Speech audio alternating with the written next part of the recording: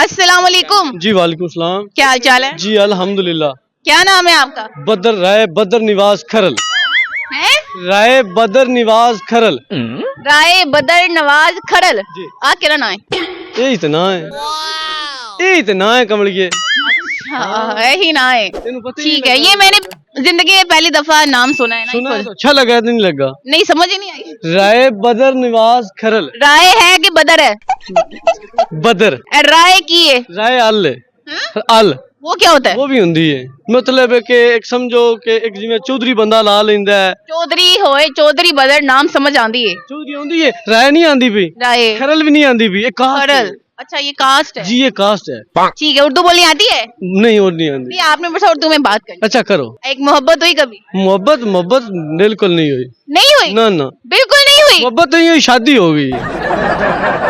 बीवी से मोहब्बत नहीं है? वो कमलिए जो मोहब्बत होगी शादी होगी फिर मोहब्बत ही है अंदर नाल। मतलब क्या लव मैरिज हुई है? जी जी लव का मतलब पता है? नहीं लव का मतलब ही नहीं पता। लव का नहीं पता? तुसी दस दियो, हकीकत बात है नहीं। लव दा पता है, लव हुंदा की चीज है। नहीं पता लव होंदा की चीज है। ठीक है, कब हुई शादी? शादी मेरी तकरीबन 2020 हुई है। 2005 साल हो गए। 5 साल हो गए औलाद है? अल्हम्दुलिल्लाह। 3 कितने? बच्चे ने। 3 बच्चे। हाय नहीं लव दा नहीं पता। सही हो गया। एक सवाल कर लूं? 5-7 करो। 5-7 करो तो जवाब कोई नहीं आने। मैं ना है तो तुसी दस जड़िया जे। 1 मिलियन और 1 करोड़ में क्या फर्क है? 1 मिलियन मिलियन ना मैंने पहले दसो मिलियन की हुंदा। पिंड आना मैं ना पढ़िया मैं 10 पास 12। 1 मिलियन और 1 करोड़ में क्या फर्क है? नहीं पता। 10 पढ़े हुए हैं ना? वो पता ही नहीं, 10 भी इंज भी पढ़े हैं, बस स्कूल ही जाते रहे, पता ही नहीं है। पता ही नहीं है। कित्थों आए हो? पंजाब तू। केड़ा पंजाब? कोई गांव दा नाम? गान हफ्जाबाद है, पिंड चीने वाली है। हाफिजाबाद से आए हैं, 10 पढ़े हैं। मिलियन का इनको नहीं पता मिलियन क्या होता है। नहीं मिलियन ना बिल्कुल। मोहब्बत का भी नहीं इनको ना पता। बिल्कुल नहीं पता। मोहब्बत का भी बिल्कुल नहीं पता। ना, असर ही नहीं है। असर ही नहीं है। ऊपर से कहते हैं मेरे से पढ़े लिखे सवाल नहीं करने, हालांकि ये पढ़े लिखे सवाल है ही नहीं। IQ क्वेश्चन कर लेते हैं इनसे। ओ किंदा नहीं बिल्कुल नहीं आंदी है। चल गल करो। सही दस। मैथ नहीं आंदी?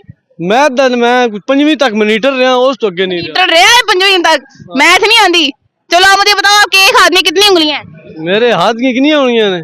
एक दियां 5 दूसरे हाथ की 5 टोटल कितनी होगी? 10 10 हाथों में कितनी होंगी? हैं 10 हाथों में कितनी होंगी? 100 100। इतना पढ़ा लिखा इंसान है ये। 100 10 हाथों में 100 होंगी? मैनू की पता, मेरा तो ख्याल नाल 100 ही हुंदी है। मेरा जो ख्याल पिया कहंदा मैनू अगला नहीं पता कि 100 है या 200 है, 100 है। अच्छा आपको पता है अफ्रीका में बच्चे जो हैं वो काले पैदा होते हैं? मैंने अफ्रीका काले अफ्रीका भी काले ने ना। बंदे भी काले होंगे ना। हाँ। अब आपने मुझे ये बताना है जो बच्चा पैदा होगा जी। उसके जो दांत हैं जी वो सफेद होंगे कि पीले रंग के? चिट्टे।